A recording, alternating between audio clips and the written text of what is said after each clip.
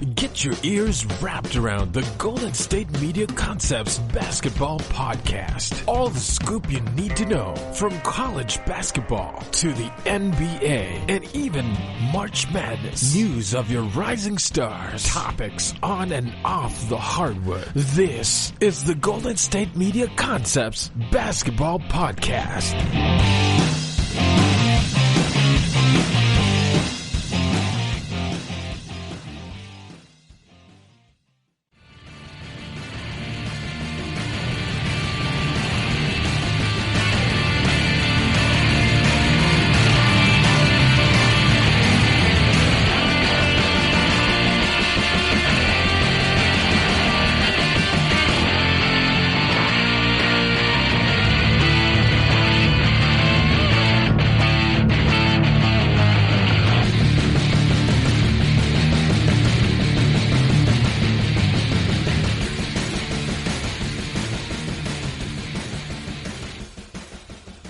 Welcome to the Gsmc Basketball Podcast, presented to you, as always, by the Gsmc Podcast Network. As always, I'm your host, Nick Robin, and we are live today from New York City. So, I've been planning on coming to New York, specifically Montauk. It's a little bit east of the Hamptons, and was coming to visit some friends who have a place there on the beach. And due to COVID, you now have to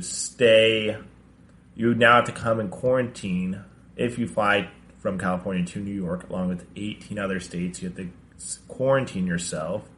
So I have to be here for a minimum of 2 weeks. So I thought, why not make a month's trip out of it and kind of explore everything that New York has to offer. I mean, it's not the most ideal time right now, but I thought, why not? My other friend, he's coaching baseball over in East Hampton, so I have his entire apartment to myself for the next 4 weeks, so I am pretty excited.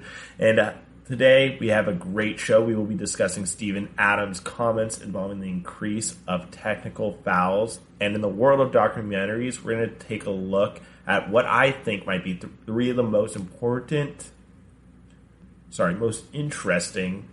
moments, but also just interesting stories that should be re-looked at. So we'll be going into that. And then on Nick's picks, the best basketball documentaries of the last 10 years. So from 2010 to 2020. So that includes the most recent Jordan documentary.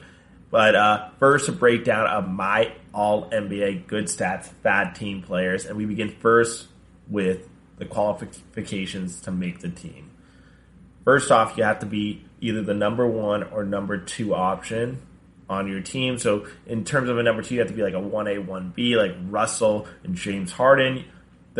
I would say James Harden is definitely 1A, and Russell's by far a highly qualified 1B. And then second thing is the player must have gaudy stats as the number one option for your team. So only in the years when you were the number one option. And in those years, you can only have qualified for the playoffs in 25% or less of the years you've been in the league. So if you've been in the league 8 years and you qualified for the playoff twice, you make the cut. And then lastly, you must have at least 3 full years of NBA experience. So there's been 2 years, and then this year, if this is your third year during the COVID season, that doesn't count as 3 full years. Because as of now, there's only been 60 games. So that disqualifies players such as De'Aaron Fox, who has played at a very high level for a team that's still struggling in the Sacramento Kings, but are in the 9th seed and at least got the invitation to come to Orlando, unlike teams like the Hawks and Trae Young, who's had an unbelievable season, averaged nearly 30 points a game on over 9 assists. And he's now proven that he can be a little bit more efficient, shooting 36% from three rather than the 30% he shot last year. So he's made great strides and could be a future, if he doesn't turn the Hawks around soon, could be a future all good stats, bad team player. But enough dilly-dally, let's get to my nominees for the All-NBA good stats, bad team players. And again, let's go through that again. So first off, they have to be a number one option or a close number two or a close 1B, number 2 option on the team. They have to put up big stats and have only qualified for the playoffs in 25% of the years that they were a number 1 option. And then they must have at least 3 full years of NBA experience. So going down the list that I've created, so we're going to do the typical guard, forward, center. And my lead guard is Devin Booker. Drafted in the first round in 2015, 13th overall, so right in that lottery slot. He came from a stacked Kentucky team. By far the best college team I've seen in my lifetime. They went... Although they didn't win it all, they did go 38-0 until they came up against the Wisconsin Badgers and Frank the Tank. And the worst part about this is the Badgers didn't even end up winning it all. It was actually Duke with Tyus Jones, Julio Okafor, and Justice Winslow. So a bunch of other freshman phenoms ended up taking home the trophy that year. But that Kentucky team was by far the most talented, stacked team that I have seen in the past 20 years. So Devin Booker is my starting guard on our good stats, bad team player. And this year he put up 26 points a game, over 6.5 assists on 49% shooting. And just so you know, Kobe Bryant never shot higher than 46% for an entire season. So it shows you that Devin Booker, at only 23 years old, is one of the best scorers, not only right now, but could be one of the best scorers in NBA history. If you remember, a couple years ago, he scored over 70 points in an NBA game, which is third all time after Wilt Chamberlain and Kobe Bryant's 81. So he's done some very impressive things, but the lack of playoff success and, well, honestly, getting to the playoffs in general has been a no-go, as he's had 5 head coaches in 5 years, 0 postseason appearances, and the most wins he's had is this season when he's had 26. So he hasn't had much regular season success or winning success at all. That's why he's here. And then over the course of the last 3 years, he's averaged 26 a game, over 6 assists, shot over 46% from the field, and 35% from 3. So he's been very consistent over these last 3 years, but doesn't have much to show for it. But that's why he's on our good stats, bad team list. So moving on, Zach Levine. Similar to Devin Booker, he's in between a point guard and a shooting guard. I'd say he's more of a 2 than a 1. Devin Booker might be a little bit closer to a 1. And this year he's averaged 25.5 points a game, a career high on 45% from the field, 38% from 3. 6 years in the league, was drafted the same pick as Devin Booker, first round, 13th overall. He's played for 2 teams, though, Chicago and Minnesota. He started off with Minnesota coming off the bench and developed more of a role and is more well-known for his dunking exploits, I would say, than anything else. He did win back-to-back dunk contests in that unreal dunk contest with Aaron Gordon a couple years ago. So he, similar to Devin Booker, has experienced 5 head coaches. He has been on 2 different teams, though, and has 0 postseason appearances. So Devin Booker, Zach Levine are our starting guards. And another player from Kentucky, Julius Randle, is our first forward. He has bounced around a couple times now, started with the Lakers as part of that Kobe, the end of the Kobe run. So not the best, I would say not the best situation to develop in. And he, his first season in the league, in the first game, he broke his leg and was out for the entire season. So kind of a lost year there. But he has been in the league 6 years. He's 25, first round, 7th overall, in 2014. This year he put up 20, nearly 10 a game for the New York Knicks. His shooting percentage went down significantly from 53% the year before to 46% this year. This has probably a lot to do with the shot selection he's getting, being the number one option for the first time. And he's played for a horrendous Knicks team. So he was with the Lakers, signed with the New Orleans Pelicans in 2018-2019. Didn't pick up his second-year option and went to the New York Knicks as a free agent. And similar to the other guys, he's experienced 4 head coaches, more so that he's switched teams because he's been to 3 teams now. And his most successful season was winning 35 games with the Lakers in 17-18. So 0 postseason appearances to his name. And not sure if he's the type of player to find success in today's NBA. He's more of a, you pass on the ball, it stops, he dribbles, and either tries to score or turns it over. So really not, I'd say, a player that's effective in today's NBA. He's more of a ball stopper, is what I would call him. So I would say out of all the players I've chosen, I'd say he's the least likely to be able to lead his team to the playoffs, especially in the situation he's in with the New York Knicks. They do have a young stud in R.J. Barrett, but the management there has been, I would say, awful would be an understatement for the last 20 years.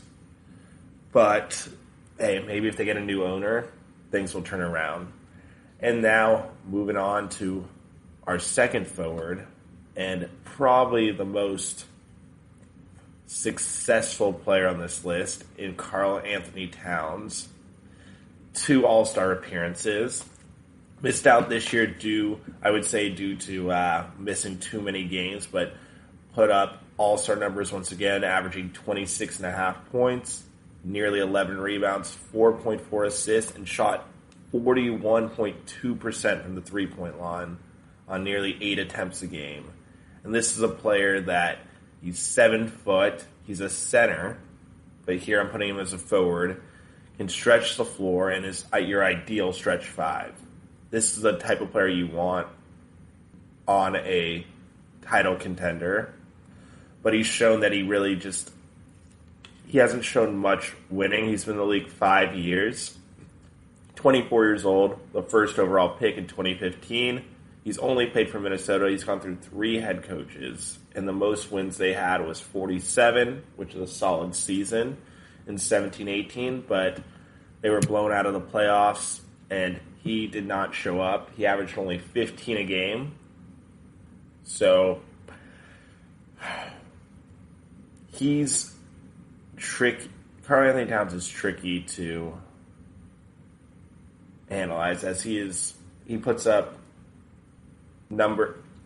unworldly numbers and not many players in this league have put up, but he hasn't been able to lead a team, and I think it's more because of his work on the defensive end, where he's been somewhat of a below-average liability for someone who came to this league as someone we thought could switch off, guard smaller players as well as forwards and centers, but he hasn't really been able to put it together. But I'd say with the fact that he has another top 50 player in the league on his team in D'Angelo Russell, who has, I don't think there's ever been a player that was praised so much in 18-19 and 19-20, got labeled as a selfish scorer and just a collect your stats and no-win type of player with the Golden State Warriors, but that's not really his fault because Steph Curry got hurt.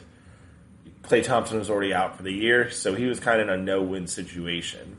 And he ends up getting traded for Andrew Wiggins. So Wiggins now in the Warriors. Russell now with Big Cat in Minnesota. So it should be exciting to see what they do next year. They do have some young assets in Jarrett Culver and Jordan McLaughlin, but outside of that, they don't really have any veteran presence. But I would say Karl Anthony Towns, out of anyone on this list, is the most likely to break through and finally lead his team to some sort of playoff success, whether it's just a second round appearance or potentially even the conference finals. But right now, with how the Clippers and Lakers look, along with the Nuggets, I don't know if Minnesota is really in that playoff picture, but we'll wait and see how these two young studs perform together next year. And lastly, my center in the the longest tenured player on my good stats, bad team list is Andre Drummond. Recently traded to the Cleveland Cavaliers. Was not too happy about that, as we saw from his tweets calling out Detroit. And he's, I'd say, one of the more interesting players on this list because he is such an old school center. The guy, has led the league in rebounds for the last 5 years. He was drafted in 2012, the first round, 9th overall out of UConn.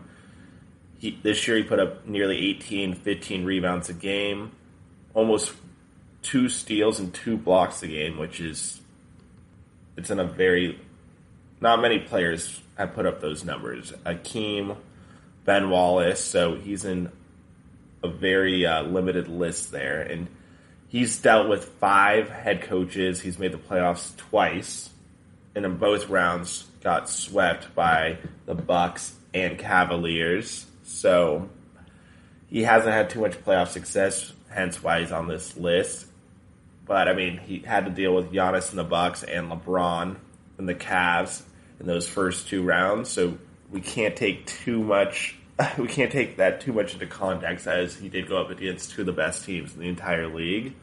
Nonetheless, though, he's been unsuccessful in leading his team to any real playoff success. And with the Cavs, they do have a young roster with some young stud guards in Colin Sexton and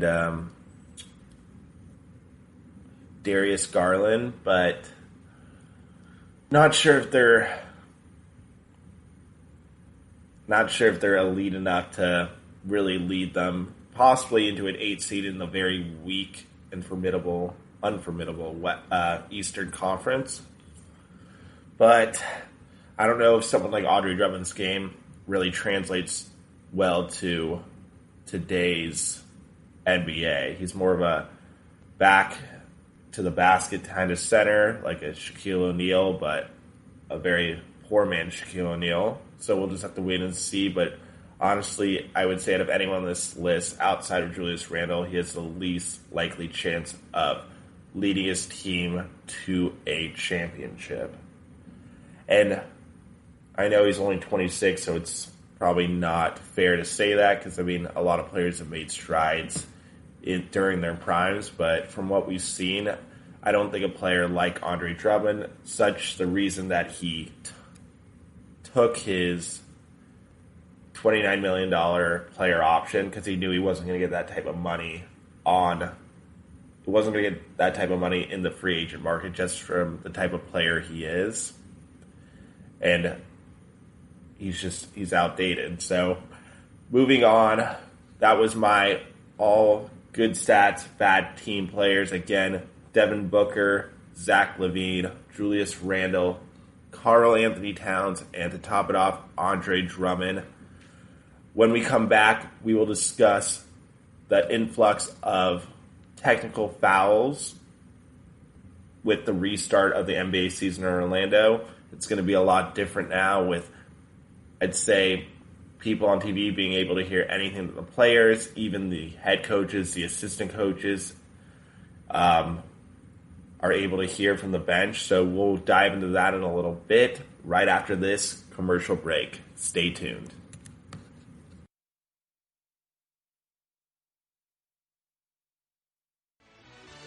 Are you looking for the very best NFL and college football podcast? Then check out the Gsmc Football Podcast. Get the latest football news both on and off the field. From the NFL Draft to trades to the rumor mill to the NFL Combine. headlines. They got you covered. That's gsmcpodcast.com/football-podcast. Get updates on college rivalries, game day insights, and much, much more. It's football talk the way you want it. This show eats, sleeps, and breathes football. Don't forget to like them on Facebook and follow them on Twitter. Visit gsmcpodcast.com for more info.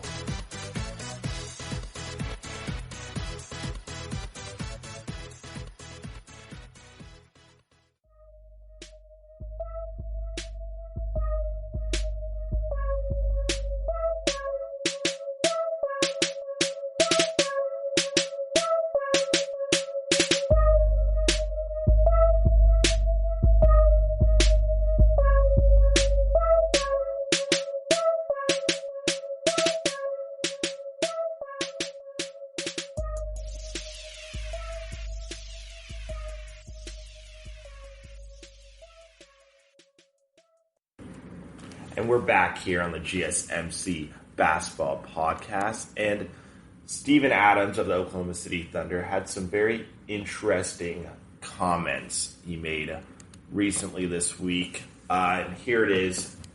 Start quote, "You might see an uptick in more technical fouls because, in parentheses, the referees can hear what players are saying," Adams said on Monday. "Because you see, we like to talk behind their backs, but they can actually hear us now. So there's going to be a lot more T's. Should be the only difference," end quote. So, as we all know, due to COVID-19, there aren't going to be fans present at the Orlando restart. That's less than 10 days away now. And now looking at the tech leaders for this season, Draymond Green has 14, but as we all know, the Warriors will not be making it to Orlando due to the fact that they really shadow over this season. I mean, it's not their fault. They lost Klay Thompson. Steph Curry got injured in the first couple weeks of the season. They lost Kevin Durant, arguably a top 2-3 player in the NBA. So we were going to see some regression. We weren't expecting it at this level. So yes, Draymond Green will not be affected by this no fans uprise of technicals. Russell Westbrook, though, has 14. So we'll get to that in a sec, but that could be detrimental to their playoff hopes. But I'll get to that in a minute. DeMar DeRozan has 13. The Spurs are less likely to make the playoffs at this point, but we won't know until they start playing the games. Kyle Lowry has 12, and then Marcus Morris, Sr., has 12 as well. So what's really going to change? So I was thinking about this a little bit more, and with no crowd noise, and I think there's 35 members per team, so you're looking at about 15 players and then 20 coaches or medical people. So you're looking at 70 people in the building for these games. And then if you throw in the camera crew and everything, we're looking at about, let's just call it 100 people are going to be present during these games. So you're going to hear some assistant coaches sitting in the second row of the bench chirping at the referees. You're going to hear a lot more trash talking. I think that might have even more of an effect than usual. It might get into players' heads a little bit more because they're going to clearly hear everything that is being said. And we're about to find out what is okay and not okay for the public to hear. And that's what's going to draw these quick technicals. And we might see referees with a shorter leash than usual. So it's going to be interesting to see nonetheless. And going back to Russell Westbrook. So he has 14 technicals. If you reach 16 technicals, you receive a 1-game suspension.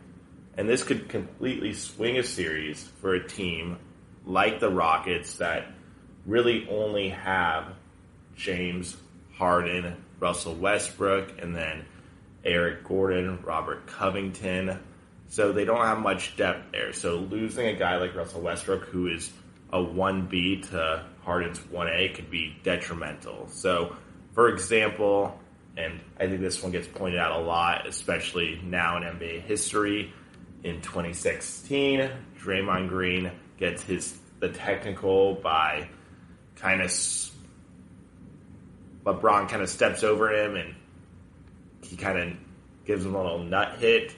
and that led to Draymond being suspended for Game 5 of the Eastern Conference of the NBA Finals. Game 5 of the NBA Finals. That completely swung the series. As we know, LeBron and Kyrie, they both showed up, dropped 40 points a game each, ended up coming back from a 3-1 deficit, and arguably the greatest comeback in NBA Finals history.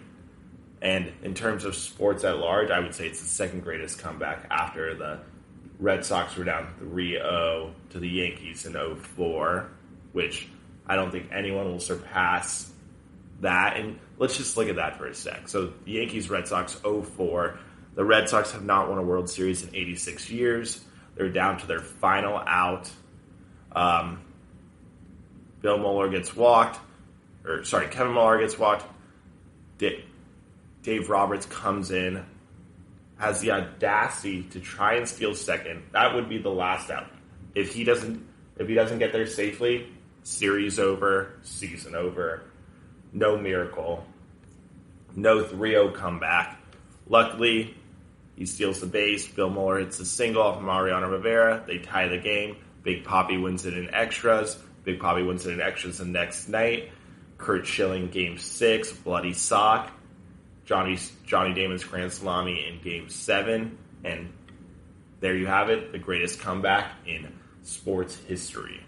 So, yes, Draymond, and it wasn't just, let's not just put all the blame on Draymond. Klay Thompson made some comments about LeBron having his feelings hurt, and the players, as we see, they take that shit seriously. LeBron was offended. He came out, he balled out, and he rightfully won what was his.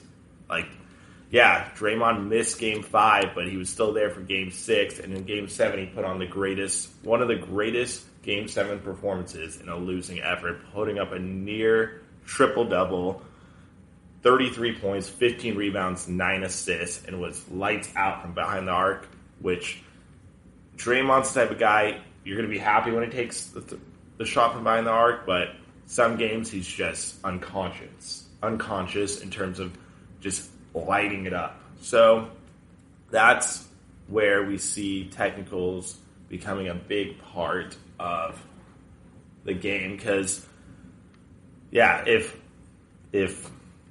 Westbrook misses a game, the chances of the Rockets winning, especially if they're deep in the West, let's say they get to the Western Conference Finals against the Lakers or Clippers, the fact that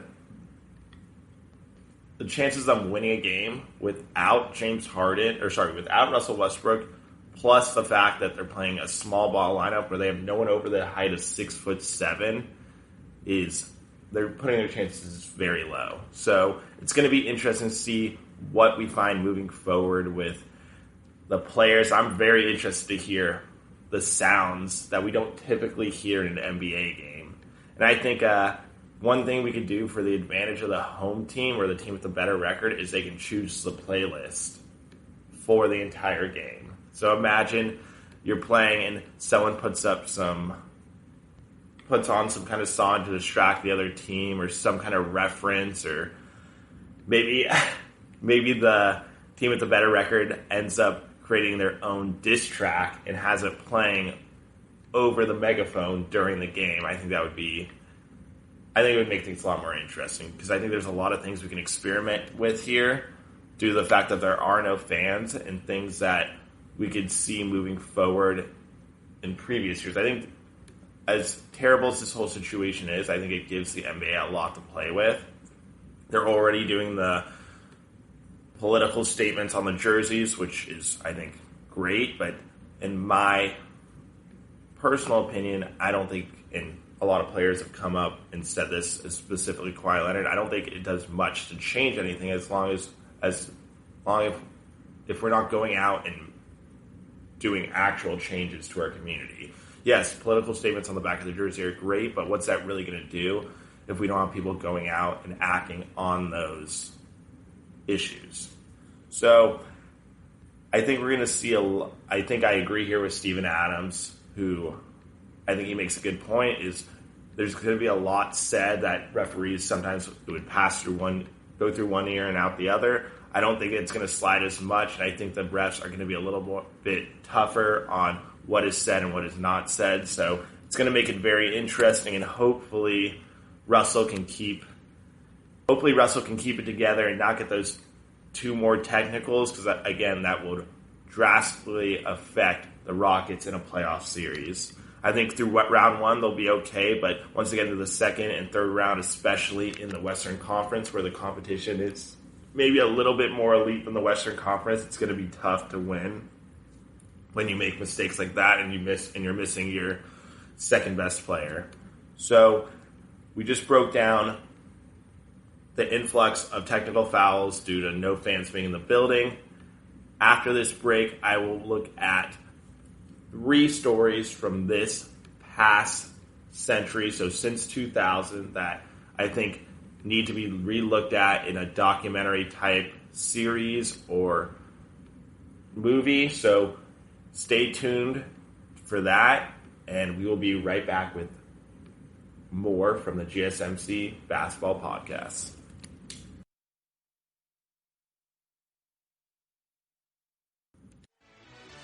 Check out the show that's built on the MMA, from the UFC to extreme cage fighting. They got the fights covered. Check out the GSMC MMA podcast. Get the latest news on past or upcoming fights. Join us as we talk to and about some of the biggest names in the MMA, past, present, and future. When it's the fight game, there's just one show to check out. GSMCpodcast.com/MMA-podcast. Don't forget to like them on Facebook and follow them on Twitter. Visit GSMCpodcast.com for more info.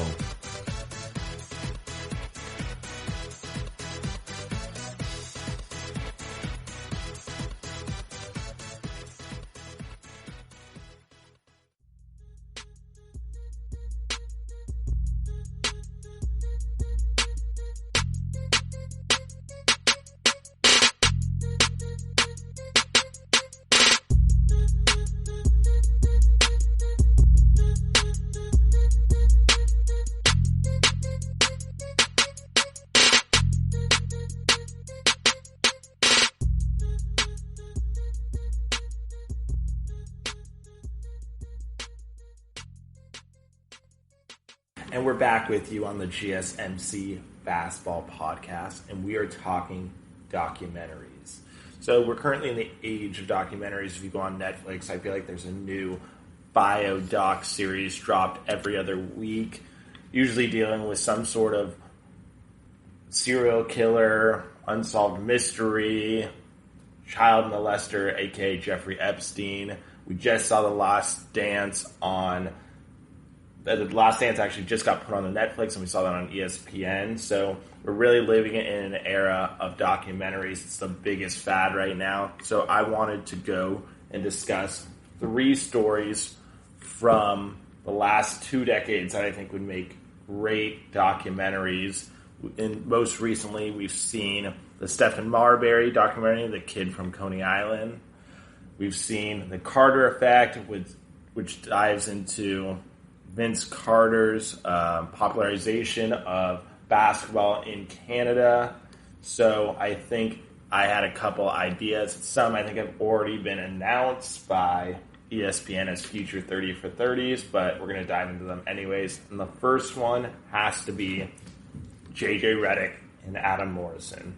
So back in 2005, 2006, before we saw one-and-done players, this was the last time we saw 2 great upperclassmen. JJ Reddick, playing for Duke, at one time was considered the most hated athlete in America, and Adam Morrison, who played for small time or mid-major, however you want to look at it, Gonzaga. And these 2 players not only fought for the Player of the Year honors, but also the 2 1-2 leading scorers in college basketball. Morrison finished out with 28.1 points, and Reddick a little over 26 points a game. So these 2 guys were dubbed the next great white basketball players. Morrison was even being compared to Larry Legend, which you can't get any better of a compliment than that. So, I mean, if you look at basketball today, it's a league dominated by both by its black players as well as European players, but we don't see many great American-born players. The only two that really come to mind is Kevin Love and Gordon Hayward. And back in 05-06, it was kind of the same thing. Steve Nash won back-to-back MVPs, then Dirk Nowitzki, but again, those are European basketball players, not American-born basketball players. So it's been a while since the league has showcased white players born in America. And Reddick was arguably the greatest shooter in NCAA history. He has an NC record 457 three-pointers at a 40.4% clip. So the guy was lights out from behind the arc.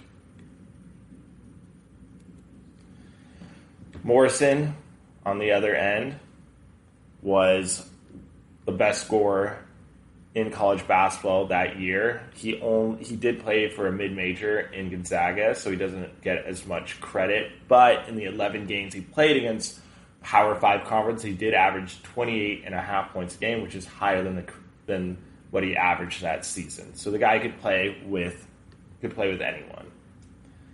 They ended up being co-players of the year. Neither made a huge impact in the NCAA tournament. Morrison would lose in unfortunate fashion. I was a huge UCLA fan at the time, still am, and he ends up blowing a 17-point first half lead and ends up collapsing on the ground in tears in the final few seconds. He was highly criticized and both praised for the emotions he showed in that game. And there's nothing like seeing a grown man with a porno mustache crying on national television. And I know that's harsh to say, but I mean, in retrospect, it is kind of comical, but it does show how much passion he had. And I thought someone like that could be a transcendent star in the NBA and hopefully take that passion and build it into something productive. Reddick also ended up losing the Sweet 16 in less dramatic fashion to LSU. They both became lottery picks, Morrison going 3rd overall to Michael Jordan's Charlotte Bobcats, Reddick 11th to the Orlando Magic, where he began his career. And I feel like it'd be an interesting section of the documentary where it would be dedicated to the stigma of white players in the NBA and their inability to either keep up athletically or size-wise. Both these players were defensive liabilities for their teams, so that's one of the reasons their NBA careers didn't work out at first. Morrison, so we have two different spectrums of where things went. Neither started out that great. Morrison did get the starting job with the Bobcats, averaged 11 a game his rookie year, not too bad, but he shot a dismal 37%. The next year, he tears his ACL. He's out for the entire season. He ends up getting traded the next year to the Lakers. And to his credit, he is a two-time NBA champion. He played a total of 39 games for the Lakers over the course of 2 years. But still, he's got a ring and we don't, so you got to give him props where props are due. Now, moving on to J.J. Reddick. He started off slow in his career, barely cracking the rotation. He was in and out of the lineup. And then finally, the league moved in a different direction towards more three-point shooting, and someone like J.J. Reddick became very valuable. At 6'4", he is somewhat undersized for a two-guard, but still able to get a shot off over longer, more athletic players. He's now a 14-year NBA veteran. He's averaged 13 points per game for his entire career. He's a career 41.6% three-point shooter. That's 17th all-time. And last year, at age 34, average career at 18 points. And this year, he's shooting 45.2% on over 6 attempts a game. And to top that all off, he's also a podcaster for Bill Simmons' Ringer digital ventures. So he's done a great job for himself and really created himself a niche spot in the NBA. So although he didn't live up to expectations, he was still able to change course and create a path for himself. Morrison, on the other end, was out of the league after less than 4 seasons, ends up going overseas, by 2012, he's out of basketball. He ends up being a part-time coach for Gonzaga the year they make it to the championship game. And yeah, really, it's a tale of two players going in complete opposite directions. And I think it would make a great inside look at what we thought back in 2005-06 and now how they're viewed today. Moving on to the next concept, and it's got to be Oklahoma City and what could have been. In 3 consecutive drafts, 07, 08, and 09, the Thunder drafted 3 players that would go on to become MVPs. Durant in 07 drafted 2nd overall, Westbrook in 08 drafted 4th overall, and Harden in 2009 drafted 3rd overall. So you have 3 dominant scorers on your team. 3 guys who can shoot from all 3 levels, who can get to the rim, shoot the mid-range, and shoot from behind the arc, as well as great free throw shooters. So you can never foul any of them.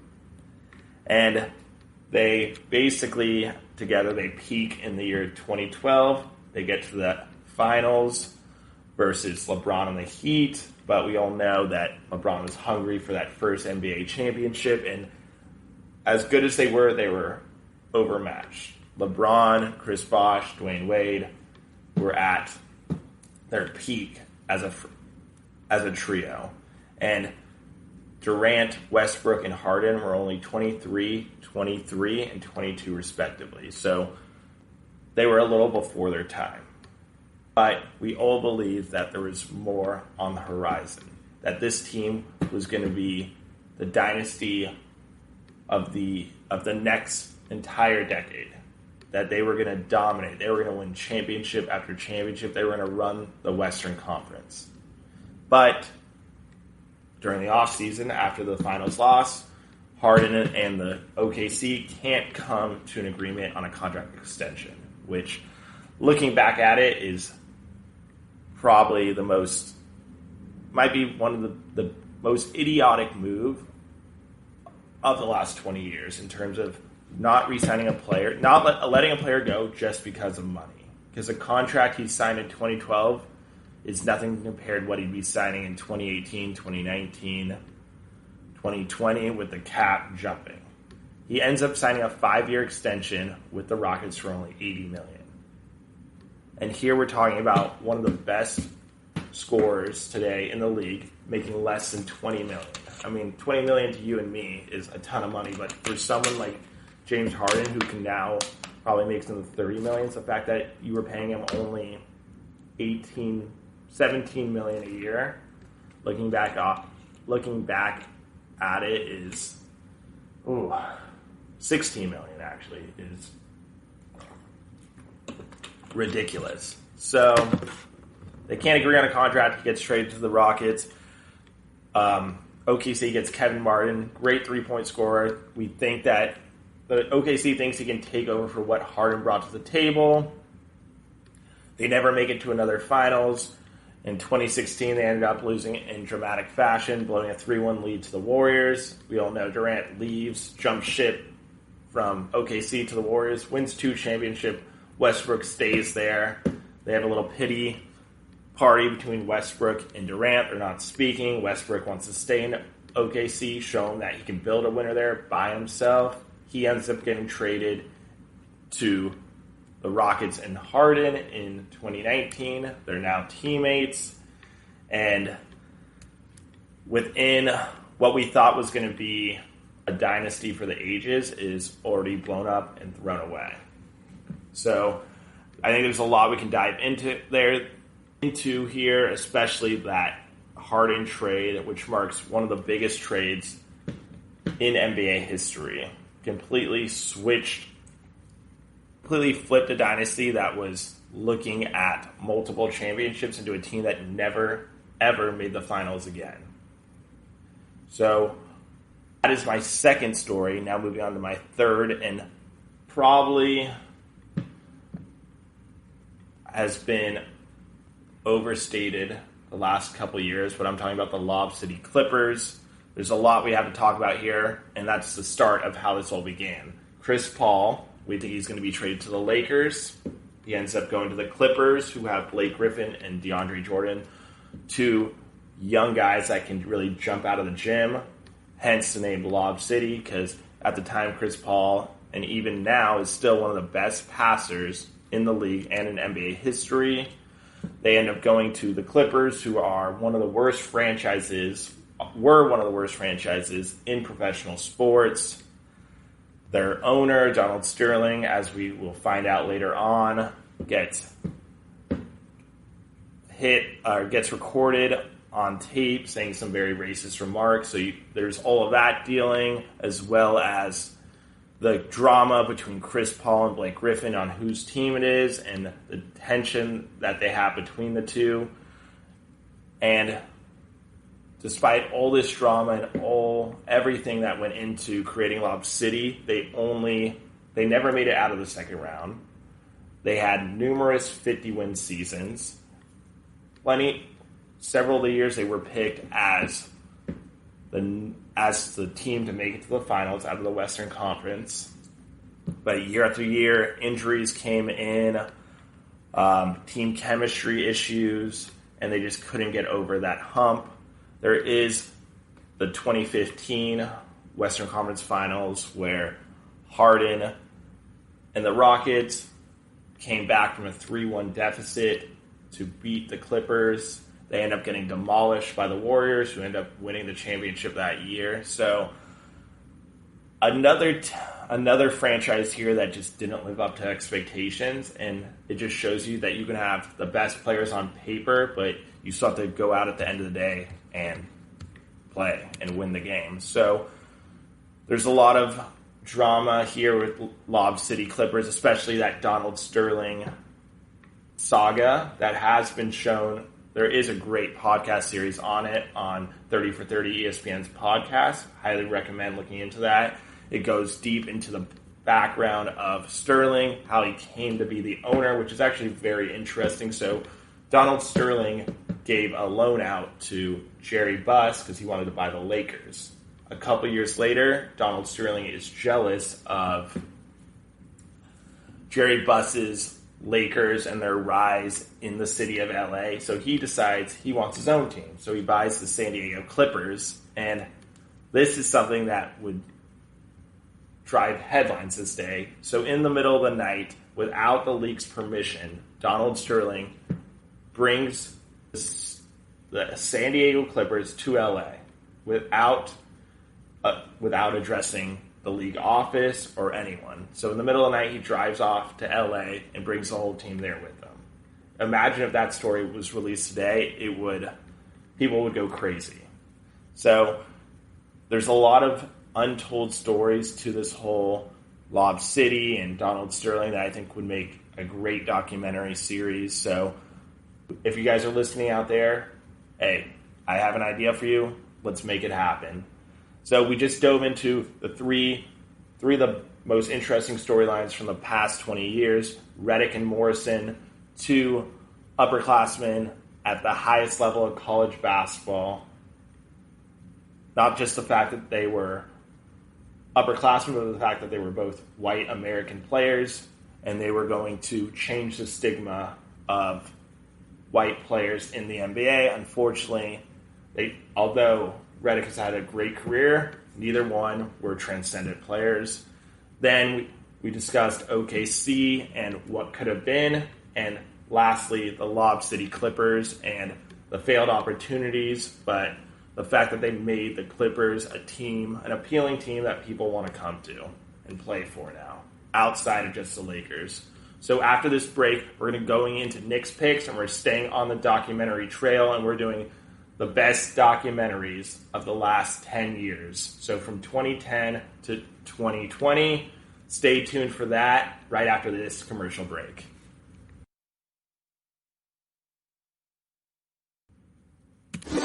Check out the show built around the women of MMA. From the UFC to the extreme cage fighting, we got the fights covered. Listen. It's the Golden State Media Concepts Women's MMA Podcast. The latest news of upcoming fights, discussions of previous matches. Join us as we talk to and about the biggest names in women's mixed martial arts, past, present, and future.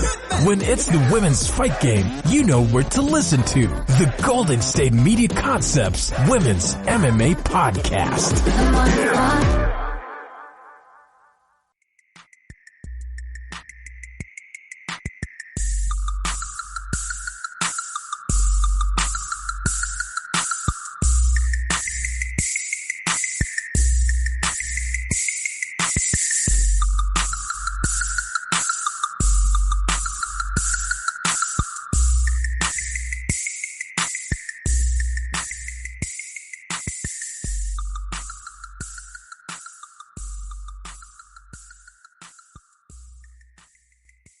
Welcome back. We just discussed 3 big storylines that could one day be made into documentaries or docu-series. That was Reddick and Morrison, 2 star upperclassmen from the 05-06 basketball season that both led the nation in scoring, along with being future lottery picks. Neither panned out to the extent that we thought. Reddick made a nice career for himself. Morrison was out of basketball by 2012.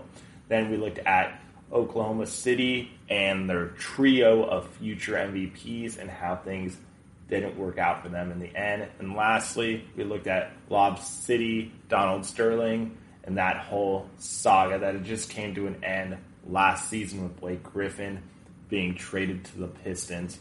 And now moving on to Nick's Picks, my favorite part of the show where I dive into pop culture topics, usually somehow involving basketball or sports. We've looked at the best rappers of all time. We've done the most outlandish basketball movie scenes on the last episode. And today we are breaking down the top 5 best documentaries of the last 10 years.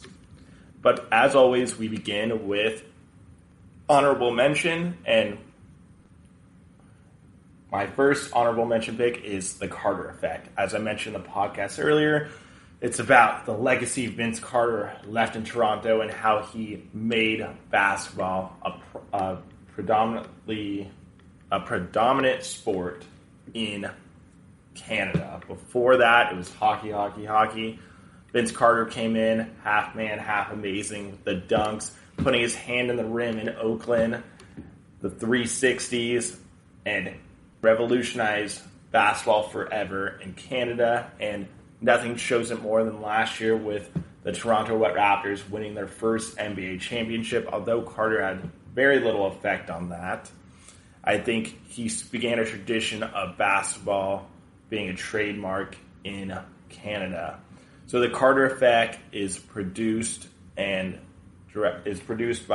LeBron's company, Spring Hill Entertainment. It kind of just shows how LeBron has his hands on everything today, whether it be in the NBA, in media, on the court, off the court, and it is hosted or narrated by Drake, one of the sons of Toronto. So great film, highly recommend. You can find it on Netflix. I've actually watched it 3 times now. Can't get enough of it. And then my next honorable mention goes to Unguarded. So this is one of those films that's not quite a 30 for 30. It's an ESPN film. And it talks about Chris Herron, I don't know if he was the famous guard from Boston. He had trouble with substance abuse and drugs. It starts with him going to Boston College. He's supposed to bring the Big East back to prominence. He ends up getting in trouble there for drugs, ends up going to Fresno State to play for famous UNLV coach Jerry Tarkanian. He ends up excelling there and ends up turning that into a second-round selection, 33rd pick overall by the Denver Nuggets. he goes on to become a member of his hometown Boston Celtics. And I think it's a great documentary. It kind of shows what can happen to your life if you let drugs take it over. And I think it maybe glorifies drug usage a little bit, but it kind of goes through Chris Herron's 15-year battle of addiction. He ends up leaving the Boston Celtics, playing in various countries, and it shows his addiction to Oxycontin, Vicodin, Percocet, and the tribulations and the eventual triumphs that he goes through. But it's a very tough documentary to watch because you keep on wanting him to think that he's beaten it, and that you want him to excel, but time and time again he lets you down, he lets his family down, and it's a tough story to watch, but in the end he turns into something for good, and he launches his Hoop Dreams with Chris Herron, which is a basketball development company to mentor players on and off the court. So in the end, he turns his addiction into something positive. Now, moving on to Nick's picks, top 5 documentaries of the last 10 years.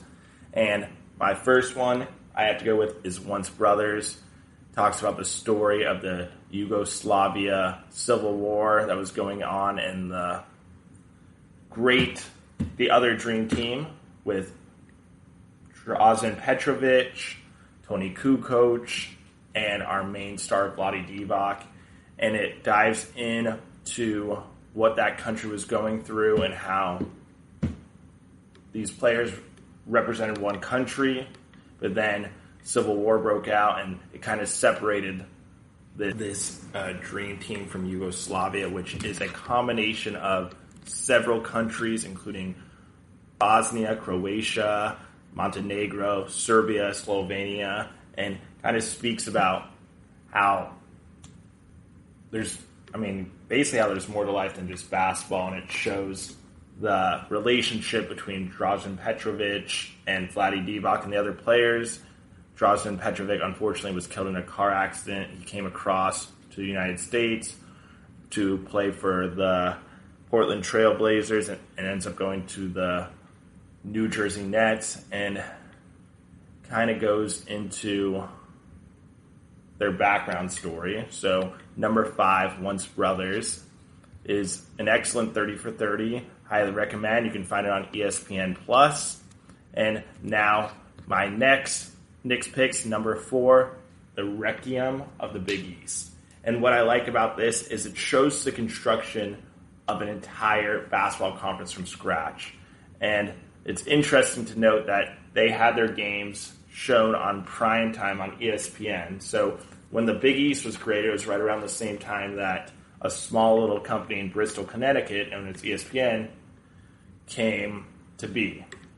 And it just shows all the politics and the money that comes into building a major Power 5 conference. The Big East is always known as that 6 Power 5. Doesn't get the same recognition, but it kind of goes into the politics of it all, and it's very interesting to see how it's constructed, and basically from the beginning to the end in 2011, 2012, when they decided to break up the Big East, and now it's been reborn. And I think the Big East today has shown, like it did back in the 90s, positives moving forward. So that one's a very interesting watch to see the politics of college basketball. And then moving on to another college basketball story, and that is the Fab Five documentary. And this is something very close to my heart. The reason I applied to Michigan, the reason I went to San Diego State is because of the Fab Five. Steve Fisher was the head coach at Michigan. He ends up going to San Diego State. To be honest, I wasn't smart enough to get into Michigan, so I ended up with my second best option of being part of someone who constructed probably the most important draft or recruiting class in the history of college basketball. These guys came in: Chris Webber, Jalen Rose, Jawan Howard, Jimmy King, Ray Jackson, and they came in brash, baggy shorts, shaved heads, black socks, something that is now a norm today in basketball. No one wears the hip huggers anymore. It's all about the baggy shorts, the black socks, the swagger, the hip-hop mentality that they brought to the game. They revolutionized college basketball. 5 freshmen starting and quoting Ice Cube, kicking ass. And that's what they did. So that goes into a whole in-depth from them getting the 5 players to commit to their back-to-back national championship runs in 91-92 and 92-93, the infamous timeout by Chris Webber, and then the aftermath with the Ed Martin scandal, Webber getting paid, vacating the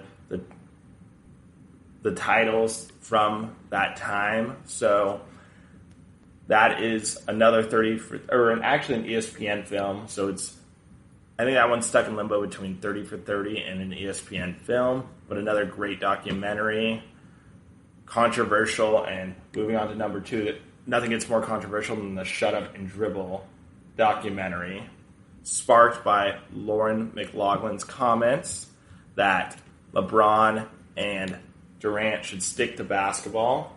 And it kind of goes, it's a 3-part documentary series that provides a powerful inside look at the changing role of athletes in both cultural and political environment through the lens of the NBA. It chronicles the modern history of the league and how it became one of the incubators for many of the top athletes to grow their brands beyond the court. So it touches upon Bill Russell and Kareem Abdul-Jabbar teaming up with Muhammad Ali in the 60s. It touches upon what's going on nowadays with Donald Trump and LeBron James tweeting at the president, calling him a bum. So it has, I'd say Shut Up and Dribble is by far one of the most powerful documentaries of the last 10 years. And it's very important to see how American culture has changed over the course of the last 50 years in terms of the NBA and its players speaking out on issues that they deem important.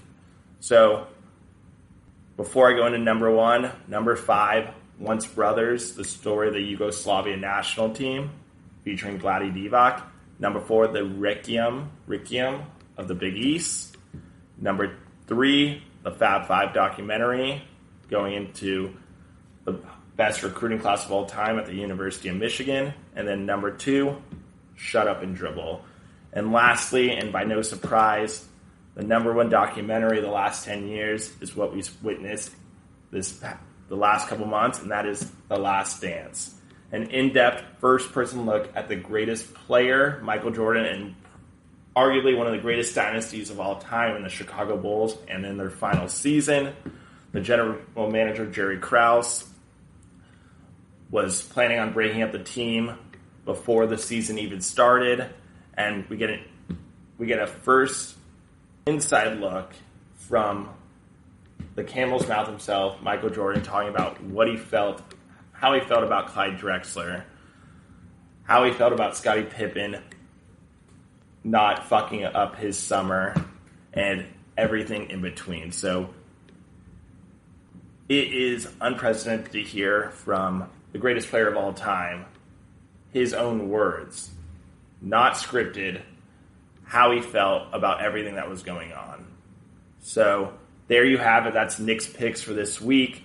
Going through once more, number 5, Once Brothers. Number 4, the Requiem of the Big East.